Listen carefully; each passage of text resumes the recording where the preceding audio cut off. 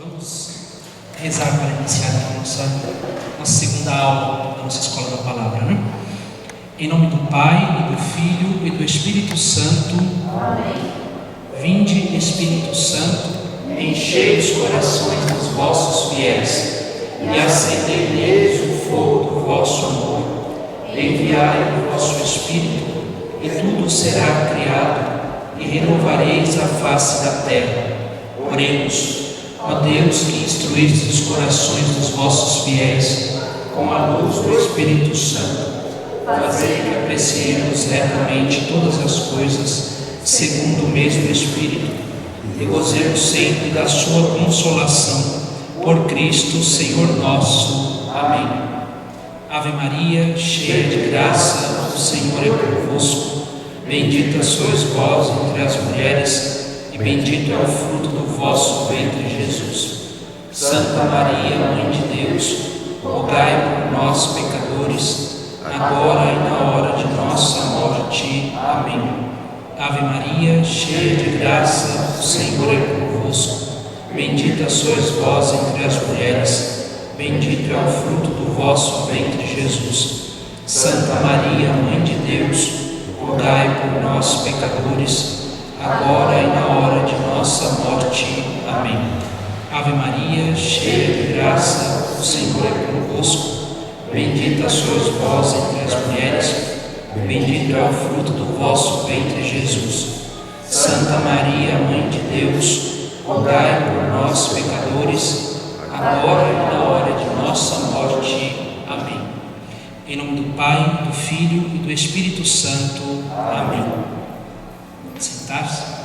Mais uma vez, boa noite, sejam todos bem-vindos. Bem-vindos que estão aqui, os que vão assistir depois, mais tarde, a esta aula, né?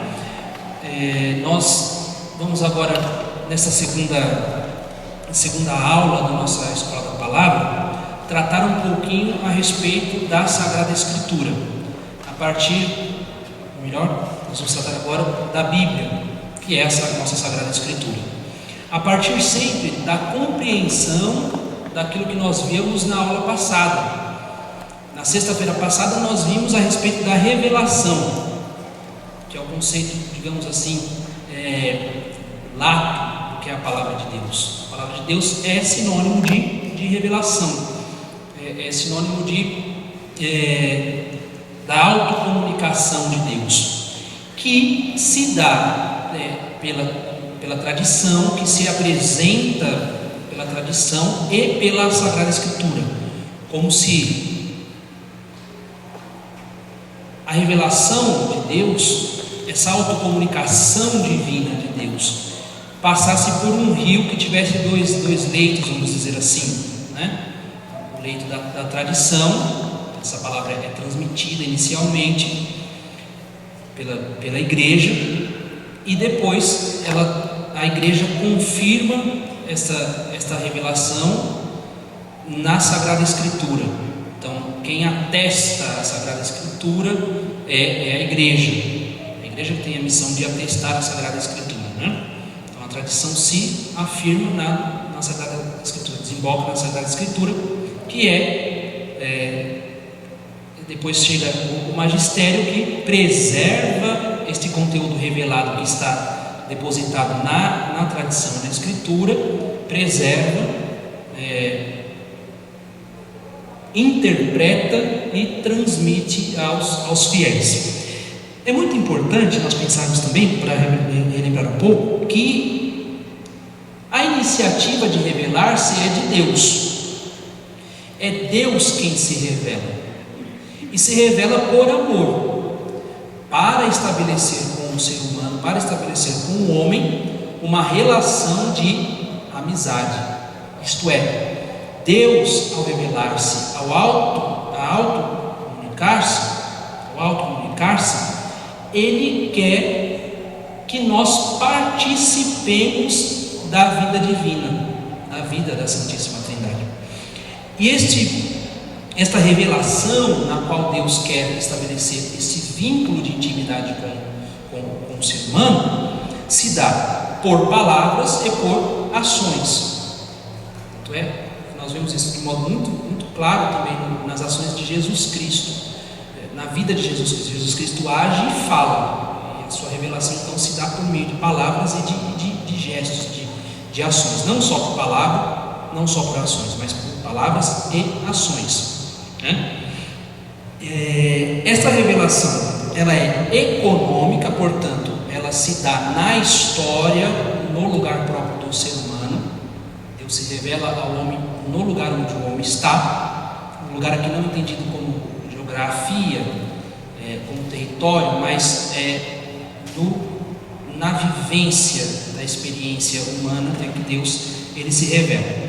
Esta revelação não se dá de uma hora para outra, mas ela é um processo que se desenrola em toda a Sagrada Escritura. A Sagrada Escritura vai mostrando o processo em que Deus vai se revelando. Ela condensa, ela traz nas letras este processo de revelação, de autorrevelação de Deus. E esse processo nós podemos ver em 7 passos anteriores a Jesus Cristo. Quais são esses passos? Na criação, Deus ao criar está se revelando. Inclusive quando nós olhamos a criação, nós devemos olhar a criação em analogia ao Criador. O que significa isso? A criação também é palavra de Deus, ela me fala ao Criador. Não é um panteísmo, que em todas as coisas tem Deus, não é isso. Mas quando eu olho, por exemplo, a beleza do sol, eu posso, por analogia, pensar naquele que é o sumo belo, que é Deus. Existe uma beleza, uma suma beleza que é Deus. Eu posso então agradecer a Deus por aquilo que Ele, pela beleza que Ele me faz enxergar nas coisas que Ele criou. Então, pela natureza, pelo efeito, eu vejo a causa que é Deus. Eu posso contemplar a Deus. A natureza, por exemplo, pode ser uma fonte de oração? Pode, eu não vou rezar para o sol, mas vendo o sol e outras obras criadas, a partir delas eu posso louvar ao Criador dessas coisas. Então, na criação nós vemos a revelação de Deus. Depois, segundo, ao fazer aliança com Adão e Eva, ali também Deus está se revelando. Quando Adão e Eva pecam, Deus não os abandona, mas Deus dá a Adão e Eva, portanto a toda a humanidade em Adão e Eva, a promessa da redenção. O terceiro passo deste processo de revelação, a promessa de redenção, a promessa de que Ele daria um jeito de consertar aquilo que Adão e Eva tinham feito, rompido a amizade com Ele pelo pecado original. 4, quando chama Abraão para ser o pai dos crentes. 5, aos demais patriarcas. Bem, nos outros patriarcas, depois de Abraão, ele está revelando o seu plano, o seu desenho de amor, de salvação para a humanidade. 6, em Moisés, quando dá a lei que vai constituir, que vai sinalizar a aliança dele para com o seu povo. E 7, por meio dos profetas. Também nos profetas Deus está se revelando, e esta revelação culmina, tem o seu ápice, se completa em nosso Senhor Jesus Cristo. Quer dizer, tudo o que havia acontecido até então no Antigo Testamento, aquilo que nós temos naquilo que nós chamamos de Antigo Testamento, fala de nosso Senhor Jesus Cristo. É uma preparação para a vinda de nosso Senhor Jesus Cristo, de modo que Ele completa esta autocomunicação de Deus. Completa no sentido de que depois de Cristo, Deus ele não vai fazer outras revelações, né? Mas é em Cristo que se culmina, que se completa, se planifica esta revelação, porque Ele é a imagem do do Pai. Não precisa de mais nada para revelar a Deus, se o próprio Deus encarnado veio a este mundo, né? Então, e Jesus Cristo, o Verbo eterno do Pai, a segunda pessoa da Santíssima Trindade, traz à humanidade a vida da Trindade. É aquilo que o Catecismo diz. Jesus Cristo revela o Espírito e revela o Pai. Por Jesus Cristo nós temos um novo modo de nos relacionarmos com Deus, e nós podemos chamar a Deus de Pai. Nós temos um Espírito Santo que é dado por Jesus Cristo como dom da sua ressurreição, para nos santificar. Mas isso é uma outra conversa para outra escola, né? Quem quiser depois pode participar da escola dos catequistas também, que a gente trata dessas coisas mais da fé. Muito embora exista uma relação íntima entre fé e as Sagradas Escrituras. Por quê? As Sagradas Escrituras, como eu disse semana passada, não podem ser lidas fora da fé da igreja, porque é a igreja quem recebe as Sagradas Escrituras, é a igreja quem recebe a missão de preservar, interpretar e anunciar as Sagradas Escrituras. Por isso existe aquilo que se chama de analogia da fé. Há sempre uma aproximação, e a Escritura deve ser sempre lida ao lado da fé, junto com a fé. Nós vamos entender isso um pouquinho mais sobre isso aqui. Portanto, aquilo que estava contido no Antigo Testamento prepara, como já dito, a vinda de Jesus Cristo, e se cumpre em Jesus Cristo. Na semana que vem, quando nós iniciarmos o bloco de hermenêutica, de interpretação das Escrituras, vamos entender um pouquinho como se dá essa relação em que o mistério de Cristo revela aquilo que está no Antigo Testamento, e como o mistério de Cristo, no mistério de Cristo, se cumpre aquilo que havia sido predito em todo o Antigo Testamento. Semana que vem nós vamos aprofundar um pouquinho mais isso. Dito isto, tendo feito essa panorâmica do que nós vimos na semana passada a respeito da revelação, aí sim nós entramos na Sagrada Escritura, que condensa, que traz escrito aquilo que a tradição primeiro transmitiu. É importante nós notarmos o seguinte: nós não vamos fazer aqui nós não vamos passar livro a livro das Escrituras, porque isso demandaria muito tempo. Mas nós vamos tentar entender de uma maneira geral, de uma maneira panorâmica, qual é a mensagem que a Escritura traz, para a gente ter pelo menos uma noção, um pouco mais de noção. Lógico que a gente já tem algo de conhecimento da Sagrada Escritura, mas para que a gente tenha um pouquinho mais de noção de como se dá essa revelação sintetizada pelas Escrituras. Mais uma vez, não é uma aula de história das Escrituras, né, da história do povo de Deus. Isso seria uma outra conversa. Não é também uma aula pormenorizada do que são cada um dos livros, mas nós vamos tentar ter uma ideia geral, porque aí cada um, porque a ideia é justamente essa: a gente tem uma ideia geral da constituição das Escrituras, de organização, para entender um pouquinho.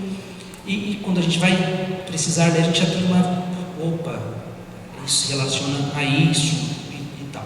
Até porque, sobretudo no Antigo Testamento, o Antigo Testamento é sempre muito delicado de se trabalhar, né? Eu não sou doutor nas Escrituras. Eu trago aqui, eu compartilho um pouco daquilo que eu aprendi nesses anos de teologia, um pouco daquilo que eu estudei, mas não sou nenhum doutor nisso aqui, né? Então eu faço uma apresentação mais simples do que faria um especialista em determinados livros. Só para a gente saber, assim, tem estudantes de Bíblia que passam 3, 4 anos estudando 1, 2 versículos, né? Faz o doutorado, mestrado, doutorado em 1, 2 versículos, uma palavra de um texto. Então, longe de mim ter a pretensão de querer ser um biblista aqui apresentando para vocês. Então, é só algo mais geral para a gente ter uma noção melhor das Escrituras, tá? É muito importante nós notarmos que as escrituras dos judeus, o Antigo Testamento, eles são divididos, as escrituras são divididas em 3 principais blocos de livros, né?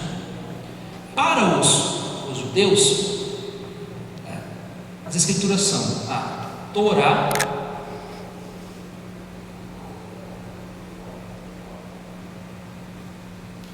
que é o que nós chamamos de Pentateuco, os 5 primeiros livros.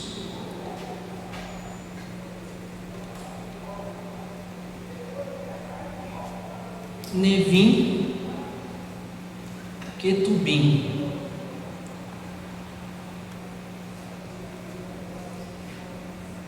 Profetas, o Nevim, e os escritos.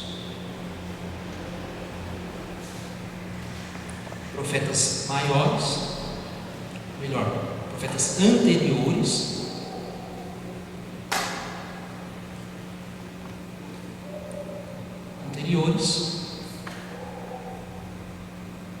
e os profetas posteriores. Os escritos são aquilo que nós chamamos de livros sapienciais. Certamente, essa é a divisão principal da Bíblia hebraica, da versão hebraica. Quando a gente fala de Bíblia, a gente fala de versões. Então você tem a versão hebraica, a versão grega, você tem a versão massorética, você tem um monte de versões. Na outra semana nós vamos também tentar trabalhar um pouquinho o que são essas versões. Por exemplo, para a versão hebraica, eu disse na semana passada que os livros são escritos, sobretudo, dos 2 testamentos, né? Na nossa Bíblia cristã, são escritos em hebraico, aramaico e grego, sobretudo, né? Na versão hebraica das escrituras, sempre lembrando, Torá, Nevim, Ketubim. Torá, Pentateuco, profetas escritos do Antigo Testamento. Na versão hebraica, os livros que foram escritos, por exemplo, fora da Palestina, em grego, não são aceitos, que já constituem a versão grega das escrituras. Nós pegamos a versão grega, né? São Jerônimo, que nós vamos celebrar dia 30, ele pegou a versão grega das escrituras com os livros que nós conhecemos, juntou o Novo Testamento e formou aquilo que nós chamamos da Sagrada Escritura cristã. Só para a gente ter uma noção, é justamente aqui que se dá a confusão com Lutero, porque Lutero tirou 7 livros das Escrituras.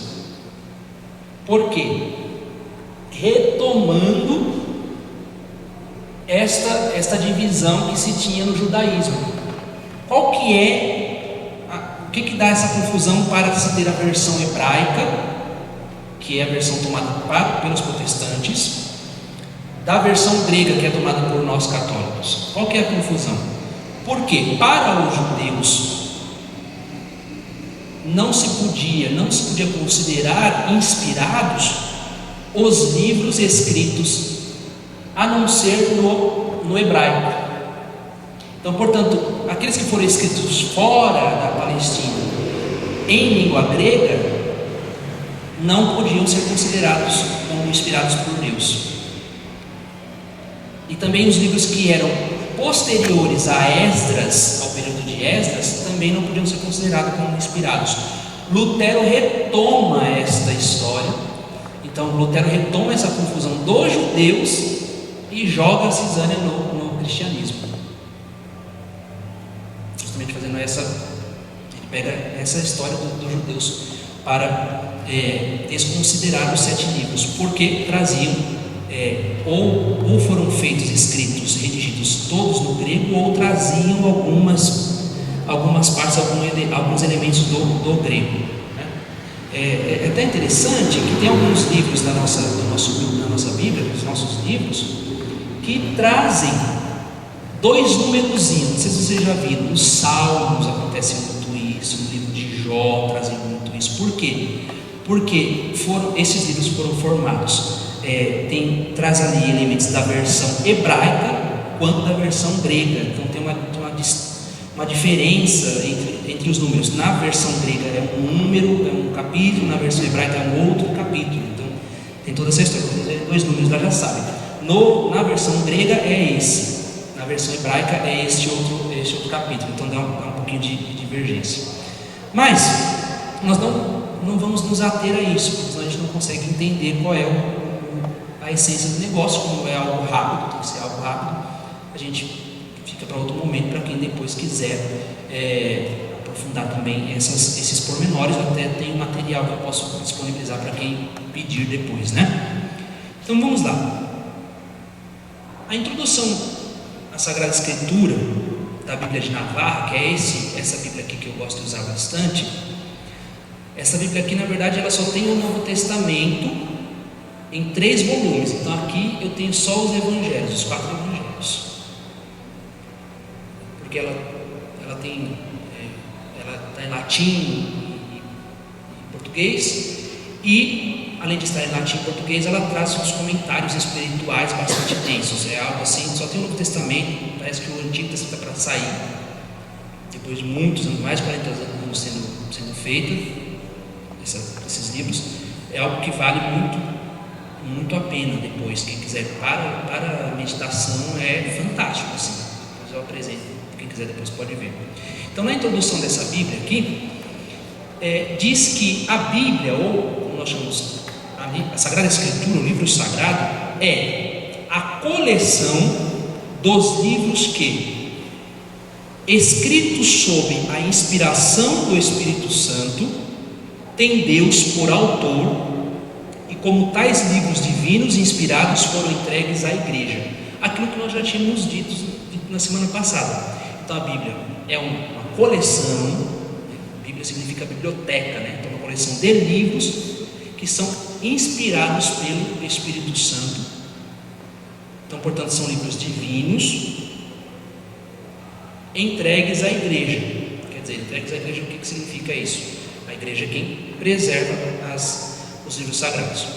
Sendo livros sagrados, os que compõem a Bíblia, estes têm dupla característica que os diferem de outras literaturas. Então, quais são as 2 características que fazem a Bíblia ser um livro distinto de outros livros? Primeiro, a origem.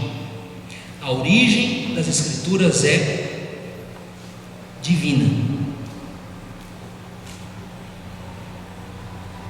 A origem das Escrituras é divina. Segunda característica que distingue as Escrituras Sagradas de outros livros: a Escritura foi entregue por Deus à sua igreja como um depósito sagrado e divino, que a igreja há de guardar, interpretar e expor aos homens.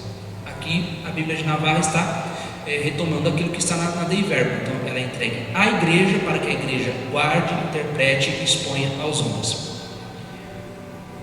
Para qual finalidade as Escrituras foram entregues à igreja? Para que por meio da sua leitura nós conheçamos a Deus que se revela, e assim termos a possibilidade de aumentar em nós o amor a Deus e ao próximo. Veja que interessante isso que diz a Bíblia de Navarra. Então, para que nós conheçamos a Deus e, conhecendo-o, o amemos e amemos ao nosso próximo por amor dele. O que julga ter entendido as Escrituras divinas, ou alguma parte delas, e com esta inteligência não edifica o duplo amor de Deus e do próximo, ainda não as entendeu. Quer dizer, quem julga ser conhecedor das Sagradas Escrituras, mas não se comporta amando a Deus e amando as pessoas por amor de Deus, não compreenderam aquilo que é a mensagem das Sagradas Escrituras. De tal modo que o primeiro ponto que nós devemos pensar aqui é retomar um pouquinho a respeito daquilo que é a questão da inspiração divina. Então diz a Dei Verbo, aquele documento que nós vimos a semana passada: as coisas reveladas por Deus, isso literalmente, tá? Contidas e manifestadas nas Sagradas Escrituras, foram escritas por inspiração do Espírito Santo. Com efeito, a Santa Mãe Igreja, segundo a fé apostólica, a fé trazida dos apóstolos, aqui a relação de fé e escritura, considera como santos e canônicos os livros inteiros do Antigo e do Novo Testamento em todas as suas partes, porque escritos por inspiração do Espírito Santo, têm Deus por autor e como tais foram confiados à Igreja. Todavia, para escrever os livros sagrados, Deus escolheu e serviu-se de homens na posse das suas faculdades e capacidades, para que, agindo Ele neles e por eles, pusessem por escrito, como verdadeiros autores, tudo aquilo e só aquilo que Ele queria. Como que é o nome dos autores inspirados por Deus para dar letra àquilo que Ele quis? Quem lembra?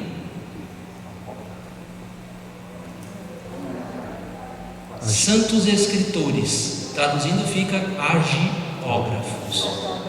Então, os agiógrafos.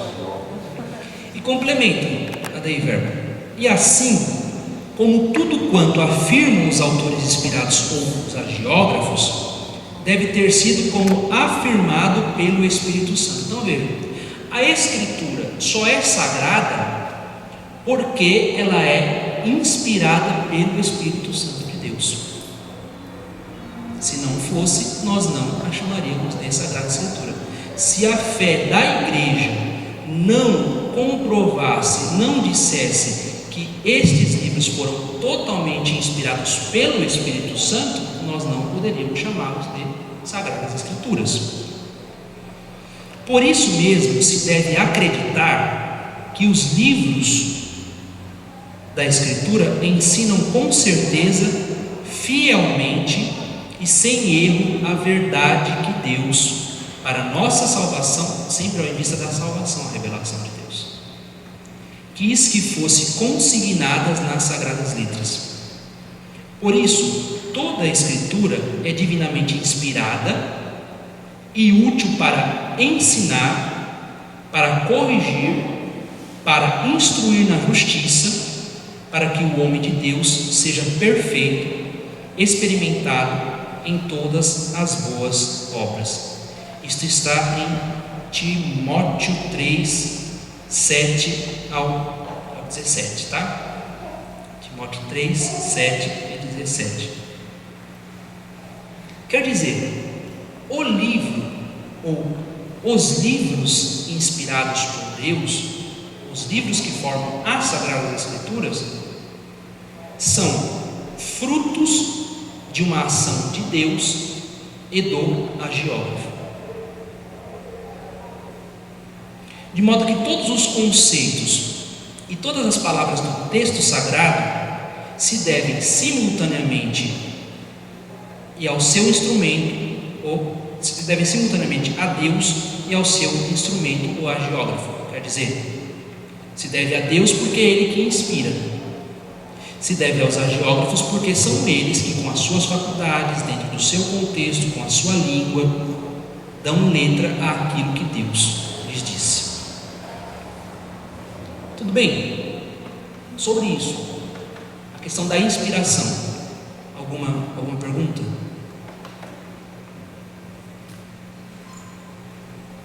Então, tudo quanto está nas Escrituras foi divinamente revelado. Foi revelado por Deus, nosso Senhor, foi revelado pelo Espírito Santo. Por isso que tem livros fora ainda da Bíblia que não são considerados inspirados, é isso? Em hermenêutica nós vamos entender que existe uma régua para colocar um livro, para que a igreja colocasse um livro dentro do cânon. Cânon significa justamente isso, né? Cânon significa a régua, a medida. Então, aqueles que não foram postos como livros sagrados, porque alguns não foram considerados como divinamente revelados, né, inspirados pelo Espírito Santo, ou porque traziam algum tipo de problema, sobretudo na questão do Novo Testamento, traziam alguns problemas com relação à fé. Nós vamos entender da semana que vem o que é isso. Eles não diziam corretamente aquilo que Jesus Cristo é. Uma das regras é essa. No Novo Testamento, uma das regras é essa. O Antigo Testamento é aquilo que o povo judeu tinha estabelecido como cânon sagrado, né? Sobretudo a versão grega. O Novo Testamento, aquilo que a igreja foi discernindo ao longo do tempo. Nós vamos ver na aula de hermenêutica como foi que a igreja fez esse discernimento, quais foram os critérios utilizados para dizer este entra, este não entra. Não diria somente, não é somente pela questão da inspiração, mas talvez porque não se tenha julgado a utilidade desse ou daquele livro, porque se a gente pega livros dos primeiros séculos, a de Daqué, por exemplo, ela é usada como primeiro catecismo dos apóstolos, mas não entrou no cânon, mas é utilizada. Algo ali não foi, talvez a questão da universalidade não era lida em todas as comunidades apostólicas, talvez um grupo conhecia, daí nós vamos entender. Pode até guardar essa pergunta para a próxima semana, né?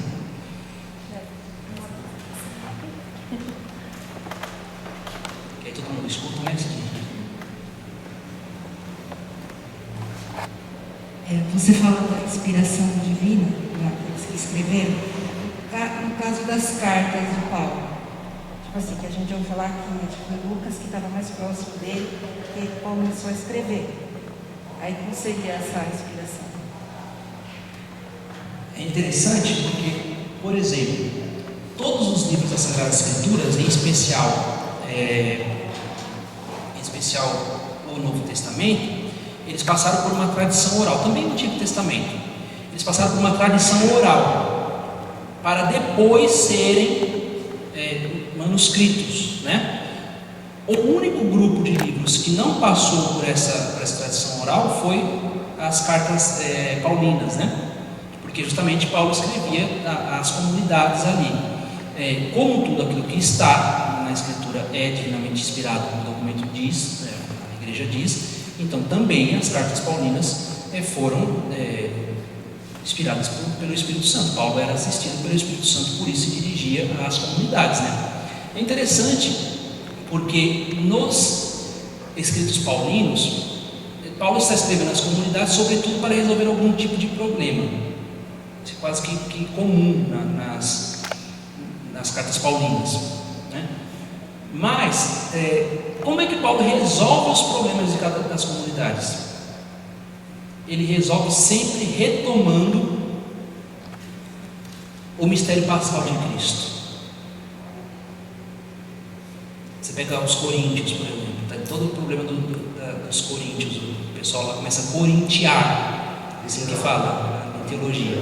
O pessoal corintiar significa o quê? Começa a fazer baderna na comunidade, né? Então eles começam a corintiar. O que significa isso? Significa que eles começam, a comunidade de Corinto é uma comunidade que pulula os dons do Espírito Santo, né? Mas ao mesmo tempo eles não querem, em Coríntios, na comunidade de Corinto, saber de cruz.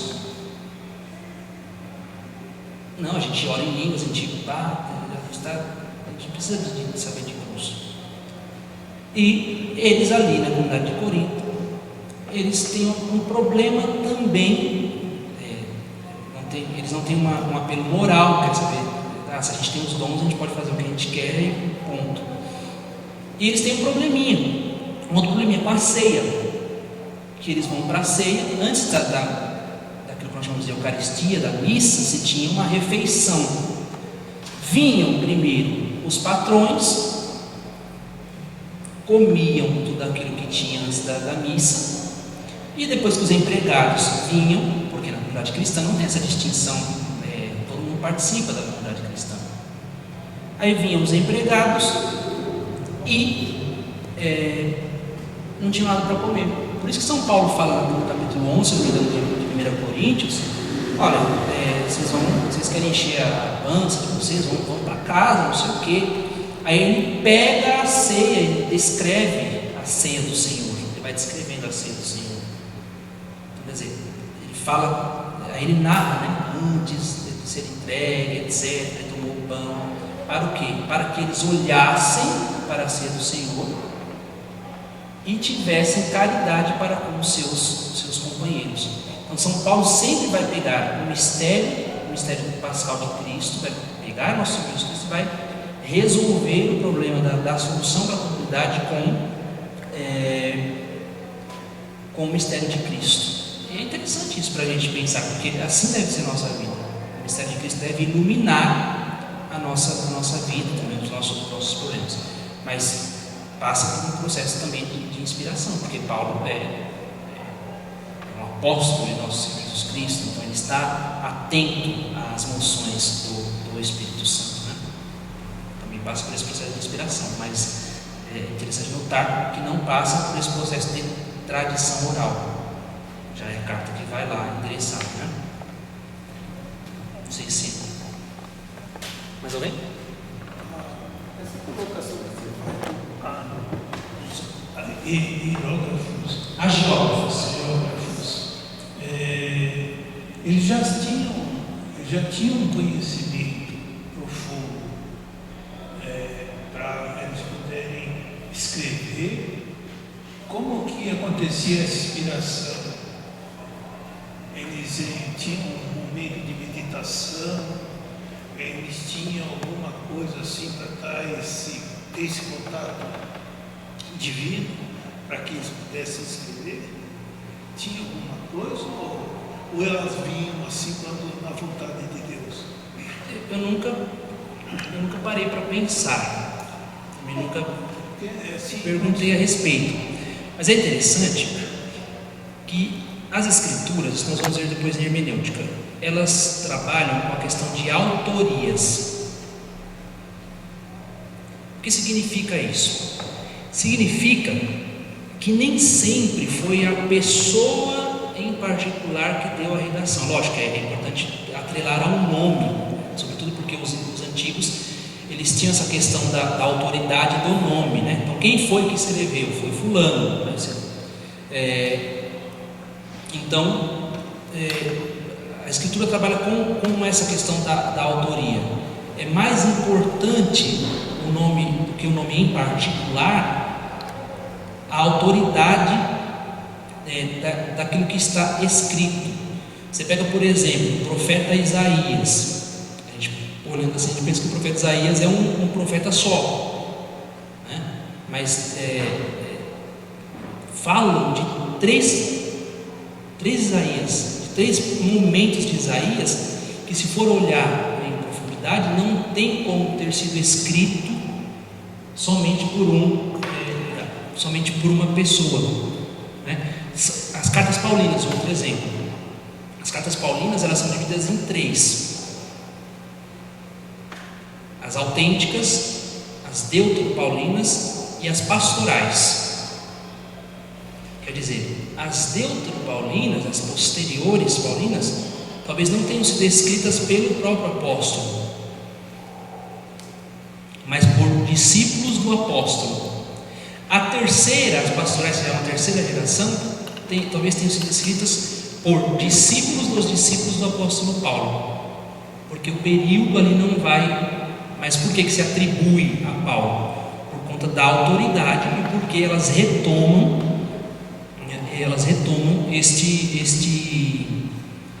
os ensinamentos do apóstolo, né? Agora, na questão, sobretudo do Antigo Testamento, pode acontecer também a mesma coisa. A redação ela é sempre posterior ao acontecido. O texto é anotado sempre muito tempo depois do acontecido, né? Mais uma vez o exemplo de Gênesis e Êxodo. Êxodo foi escrito primeiro do que foi dada a redação primeiro do que o Gênesis, por exemplo. Porque a noção, o que significa isso? Significa que a noção do povo de Israel, era a primeira noção de um Deus libertador, de um Deus salvador, e só depois se formou a ideia do Deus criador. Só depois, né? Então, agora, como se dá de modo prático essa questão da inspiração, aí já não saberia responder. Nem sei se há estudos a respeito disso, como é.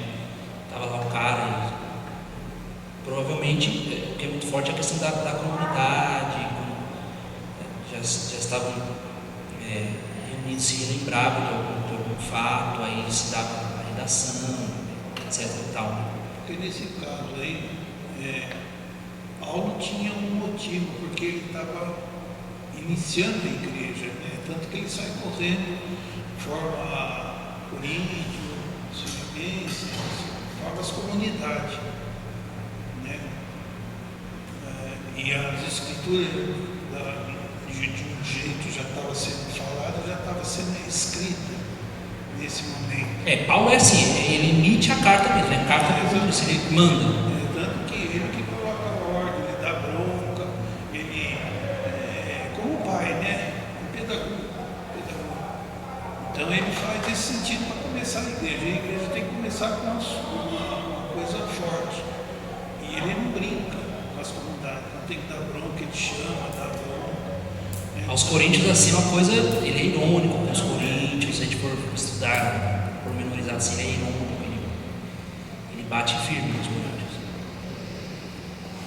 Então como a gente vê que a inspiração de quem escreve, Paulo, ele tinha um sentido, por ele estar formando a igreja, ele tinha muita responsabilidade nessa formação e esse carinho, até o fim da vida dele, né?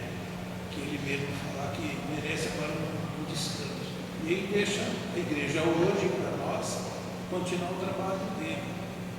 Esse é o sentido. Isso nas próprias cartas a gente pode ver, justamente por isso, porque as deuteros paulinas foram escritas já por discípulos do apóstolo, atribuídas a ele, porque traziam, de certo modo, ensinamentos do apóstolo. Mas a questão da inspiração, acho que mais importante do que a gente saber o modo como aquilo era feito, é a gente saber o que os agiógrafos, aqueles que deram a redação aos textos, escreveram inspirados pelo Espírito Santo de Deus. É porque tem que ter conteúdo para Paulo continuar com esse conteúdo até os tempos de hoje, né? Porque senão não estaria com a Bíblia, com essa formação que ela tem, né? Nos orientando. Justamente. Então vamos lá. Agora, a respeito da mensagem das Escrituras, se nós formos pegar essa divisão aqui, Torá, Nevim, Ketuvim, é uma divisão feita, do Antigo Testamento, feita sobretudo pelos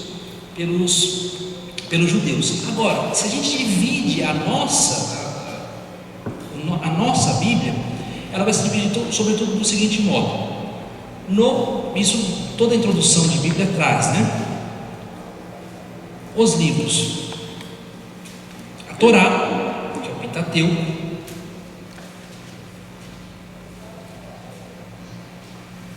depois os livros chamados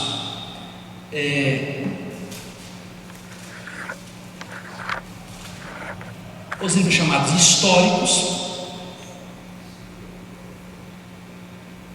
Isso aqui é um modo como se organizou, né? Os livros chamados históricos, os livros sapienciais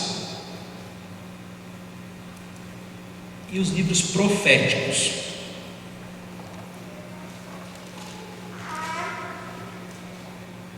No Antigo Testamento, Pentateuco, os livros históricos, os sapienciais e os livros proféticos.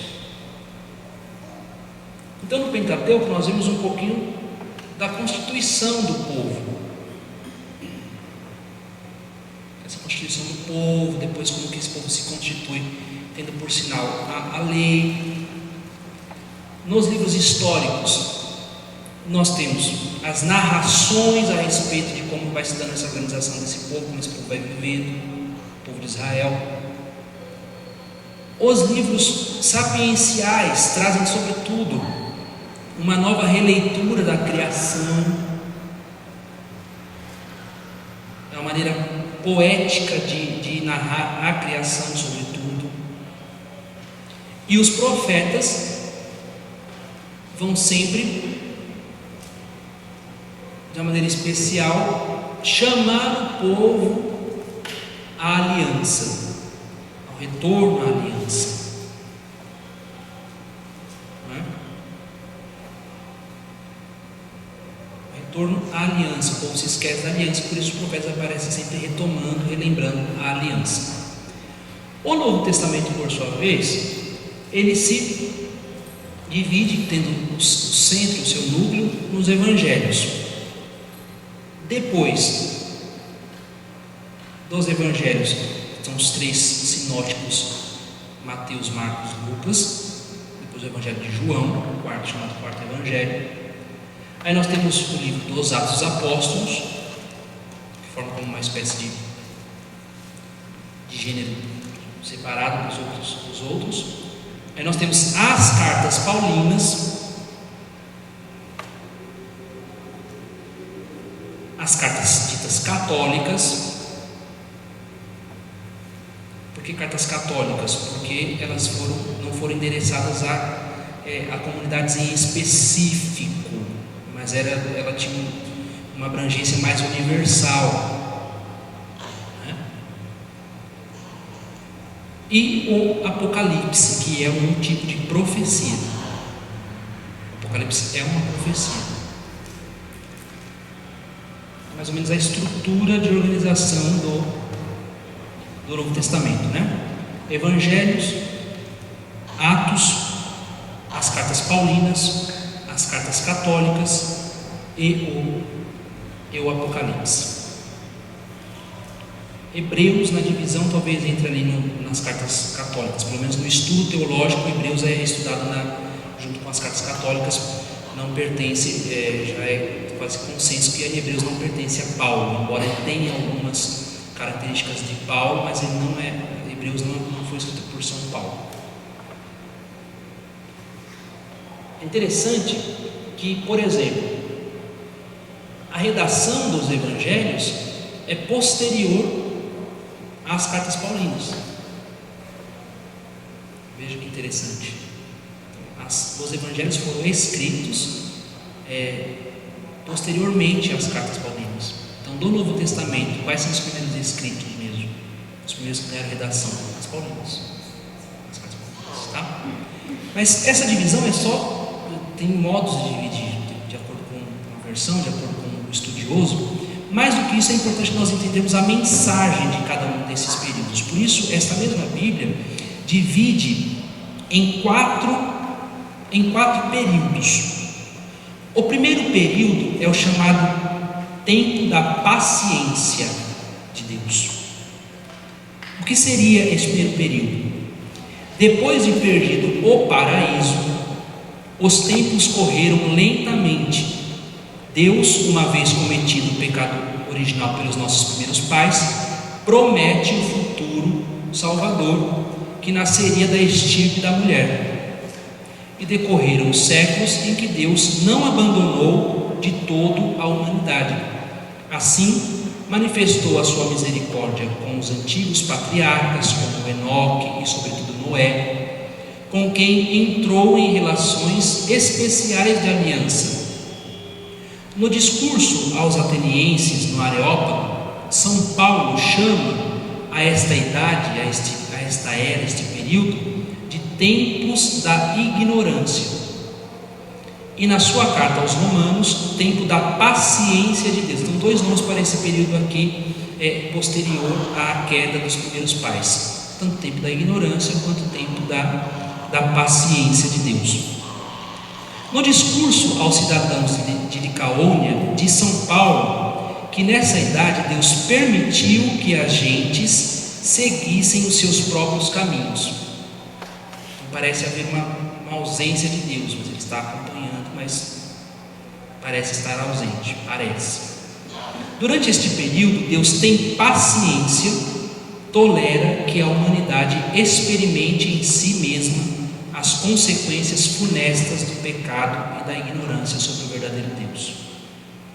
Então, Deus deixa a humanidade experimentar as consequências do pecado de Adão e Eva, primeiro período. O segundo período,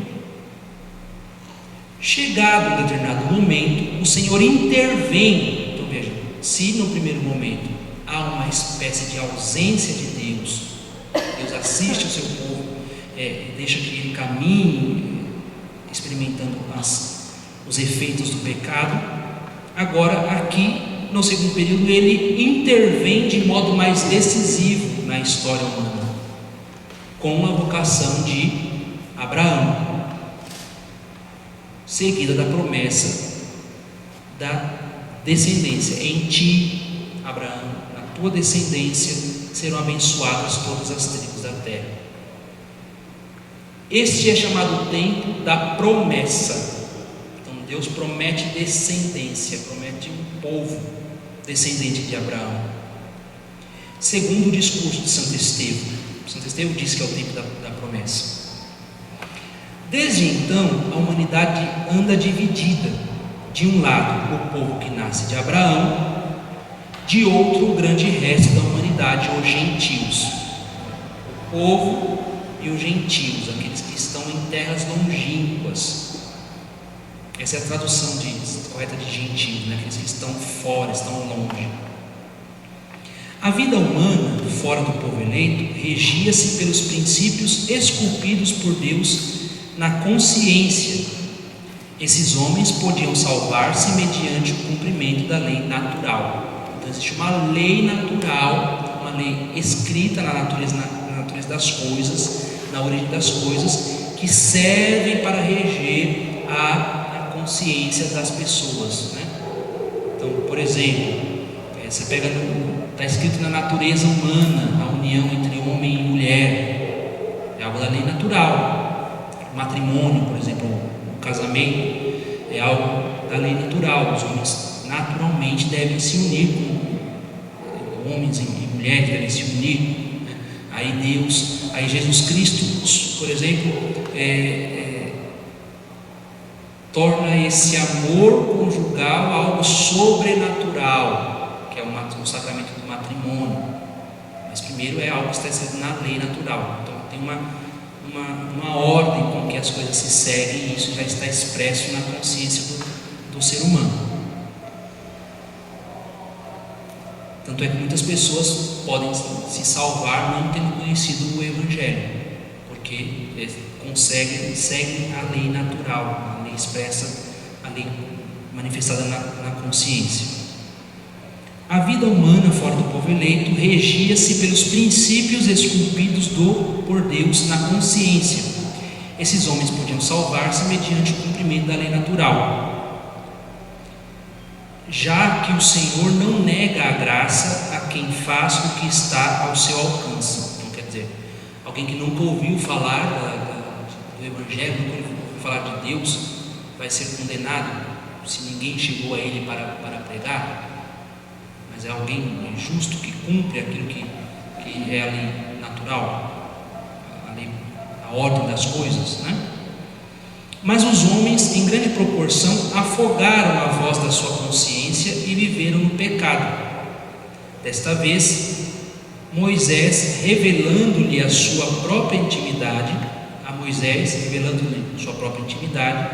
no episódio da sarça ardente, estabelecendo um pacto, a aliança do Sinai, em que dá aos hebreus a sua lei, constitui o povo hebreu.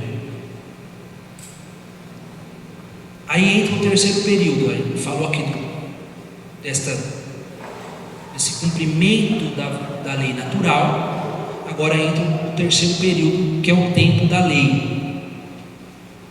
Uma nova intervenção. Então Deus no segundo período intervém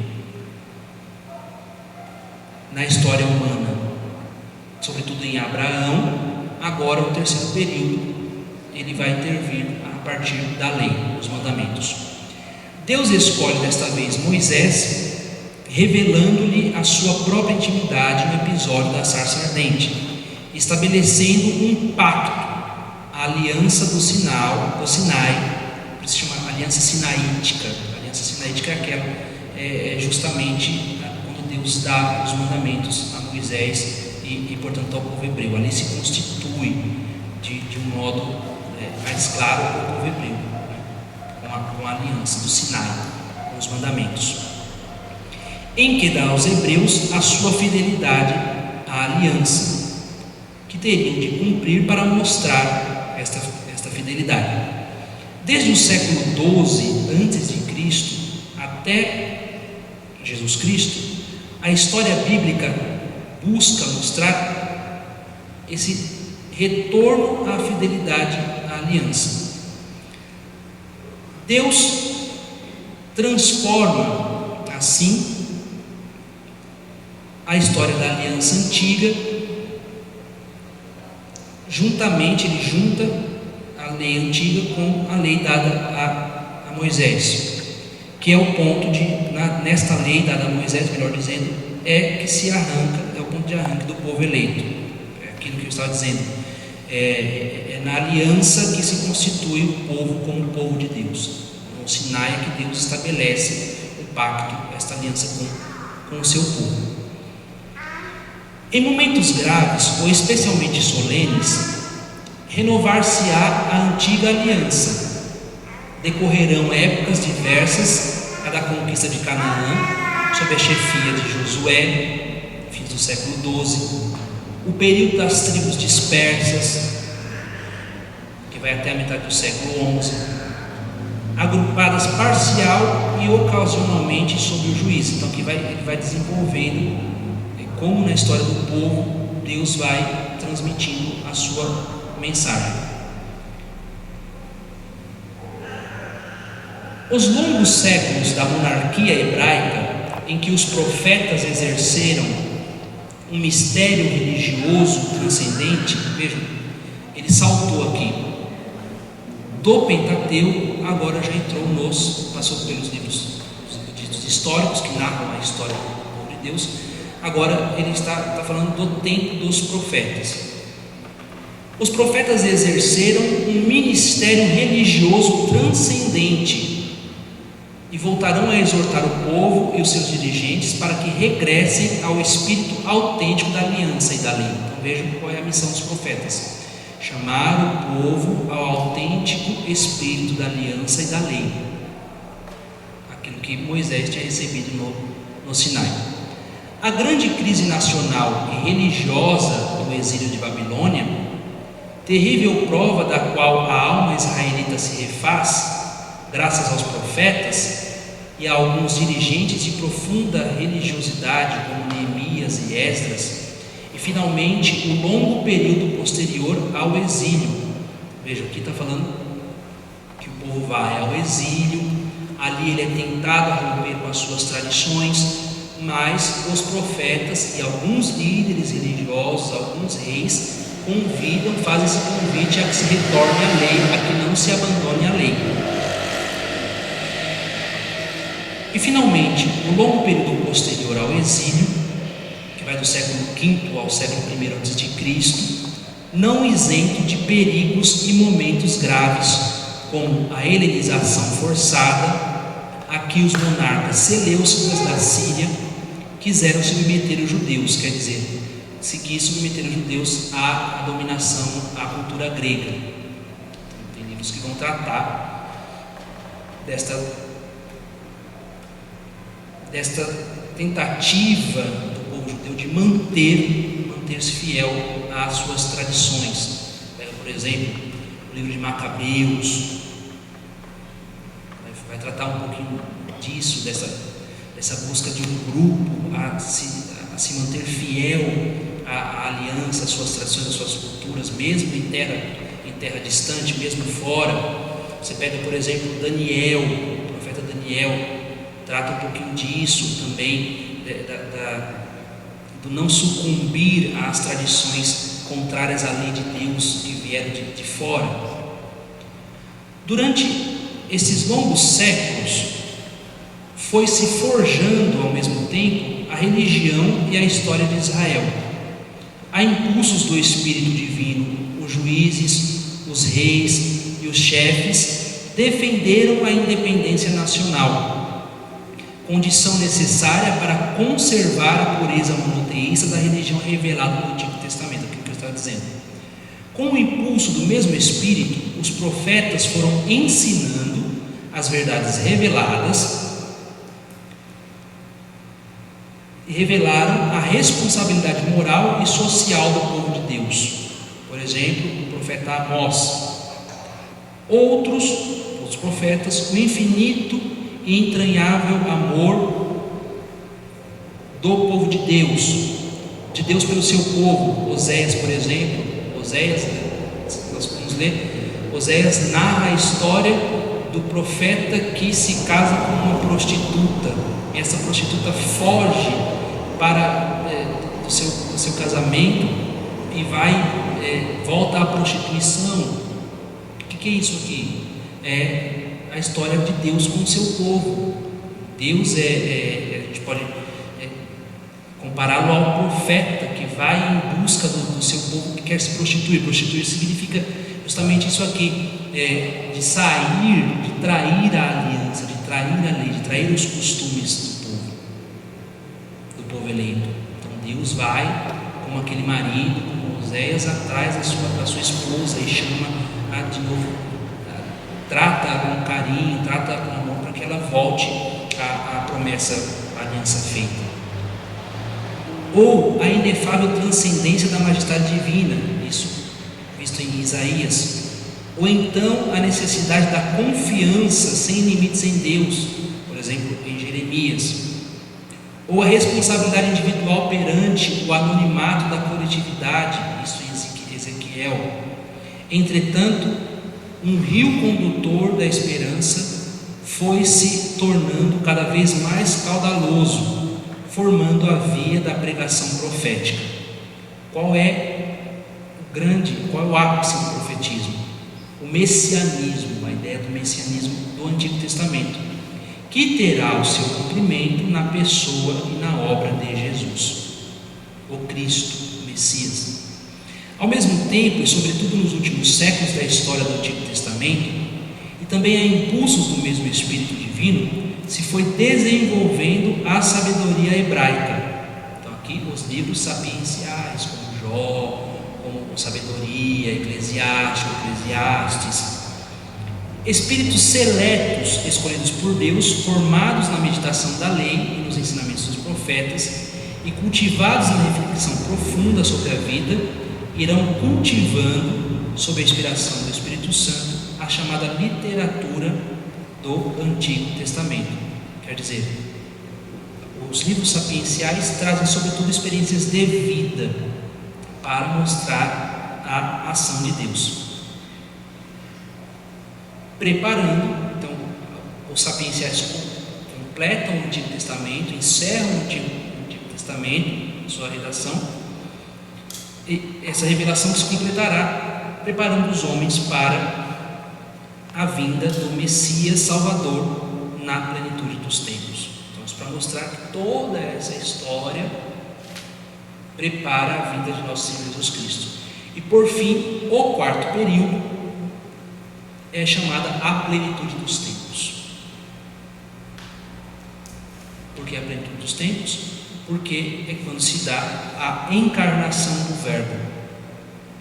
Pela sua vida sobre a terra, pelo seu sacrifício na cruz, seguido da sua ressurreição gloriosa, Cristo alcança a vitória sobre os poderes e forças que escravizavam a humanidade.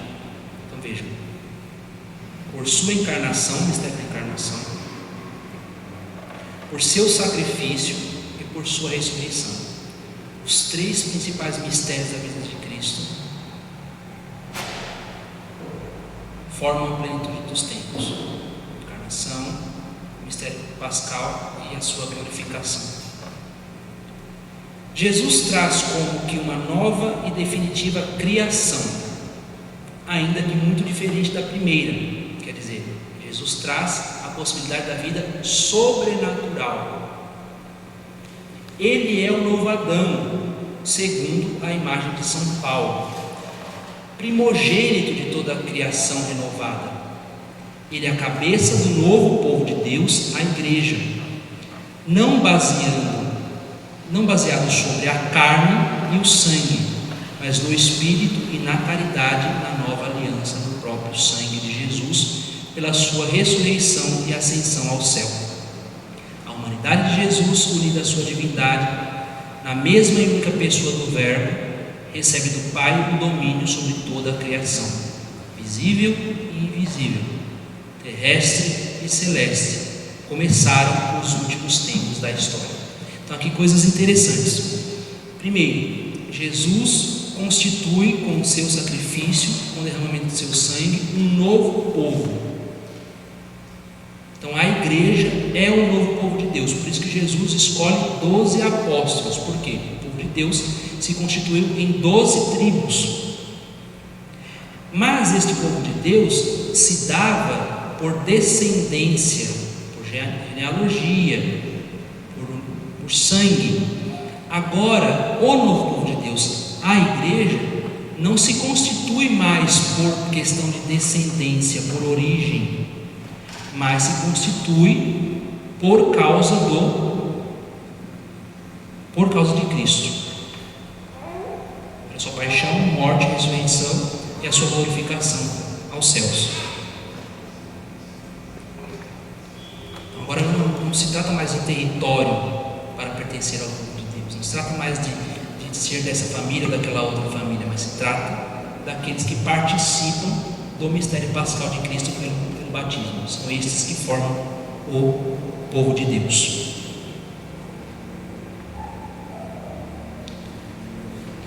Então esses quatro períodos aqui meio que é um outro modo de explicar a organização que tem nas nossas Bíblias, né?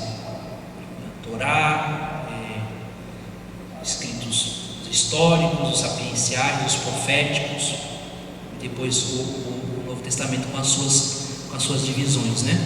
O Evangelho trazendo o núcleo da vida de Cristo e o desenvolvimento esse ressoar dos mistérios de Cristo na vida das comunidades que recebem os escritos, as cartas de São Paulo ou as cartas dos outros apóstolos, né? Entendido isso aqui? Sobre isso, uma pergunta? Algo não ficou claro, algo ficou muito confuso assim, se entender? Logicamente, se nós fôssemos fazer um aprofundamento de cada um desses blocos da Escritura, demoraria demasiado tempo, né? Isso é apenas uma panorama.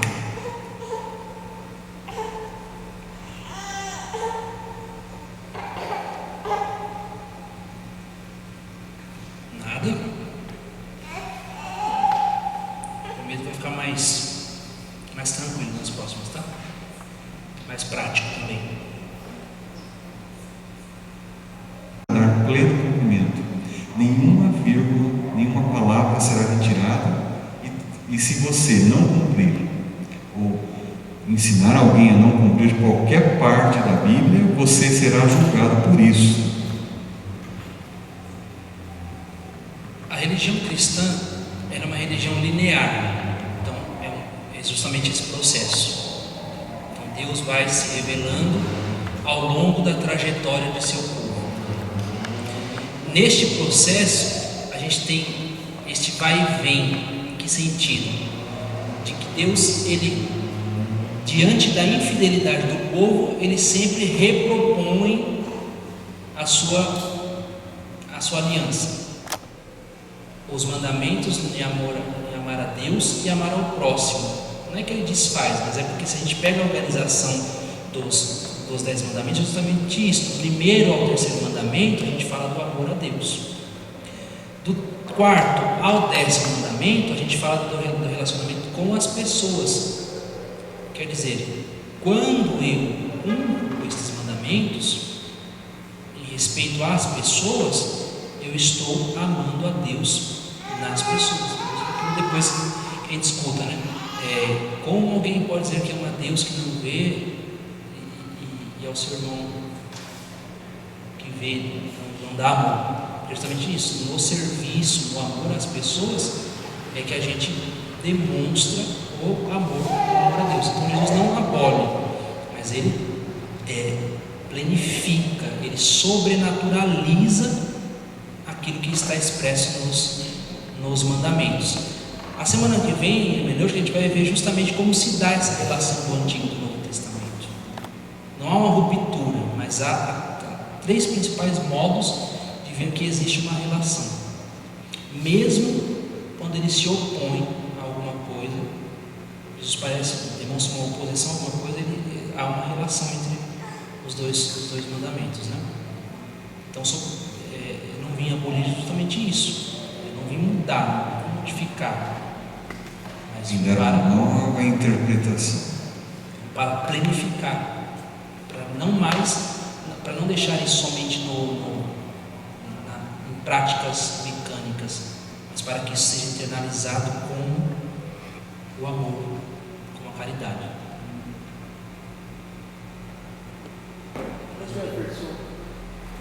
Jesus Cristo, no final, quando ele está na cruz, ele fala para o Pai perdoar, porque eles não sabem o que fazem. Dá mais ou menos nesse sentido de ignorância ainda, que a gente não tem consciência, não toda, mas pouco da consciência dele, dá mais ou menos. Aqui, o período da ignorância se trata do período posterior à primeira queda, ao primeiro pecado, o pecado original. Mas certamente, quando ele diz Pai, perdoa, eles não sabem o que fazer, porque eles não acreditaram na pregação que Jesus tinha feito, né? Mas aqui em específico, o tempo da ignorância é o tempo posterior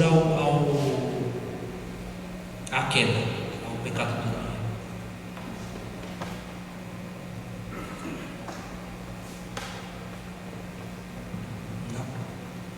Então, a semana que vem nós continuamos com nossa formação, já falando um pouquinho do modo como a igreja interpreta, um pouco mais prático a partir da semana que vem, tá? Só que era só para essas 2 primeiras eram para dar um fundamento, né? Aí, a partir da semana que vem a gente faz algo mais, vai ser algo mais prático, sobretudo as próximas 2 aulas, vai ser algo mais prático para a gente ver na raça ali como que funciona, tá bom? Obrigado pela paciência, vamos agradecer a Nossa Senhora então por esse nosso encontro.